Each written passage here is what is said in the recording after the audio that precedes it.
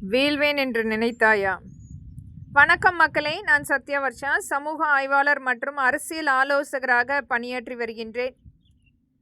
இன்றைக்கு எத்தனையோ எட்டப்பர்களாக நம்மளுடைய தமிழ்நாட்டை காட்டி கொடுத்து கொண்டு, வட மாநிலத்து மக்களை ஆதரித்து கொண்டு, இன்றைக்கு நம்பிக்கை துரோகிகளாக அடுத்தவர்களுடைய உடைமைகளை கைப்பற்ற வேண்டும், இவர்களுடைய சுயநலத்துக்கான ஒரு மிகப்பெரிய ஒரு சான்றாக திகழ்ந்து கொண்டிருக்கின்றது. அதிலும் திரைப்படம் சார்ந்த நபர்களை மட்டுமே முன்னிறுத்தி ஆட்சி அமைப்பை இந்த கடந்த பல வருடங்களாக நாம் அடிமைகளாக கொத்தடிமைகளாக வேலை செய்து கொண்டிருக்கின்றோம்.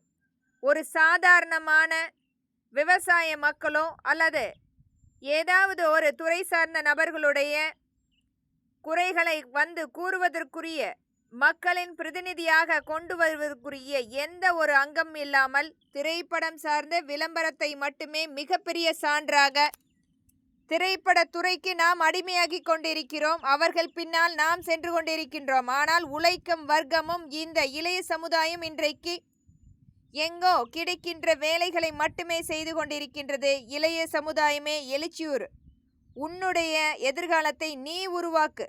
இங்கு யாரோ ஒரு திரைப்படம் சார்ந்த வேடம் தரித்த நபர்கள் பின்னால் நிற்கணுமா, அல்லது உங்களுடைய சமுதாயத்துக்கு நீங்கள் ஒரு மக்கள் பிரதிநிதியாக வர வேண்டுமா என்பதை நீங்கள் தீர்மானியுங்கள். நன்றி, வணக்கம்.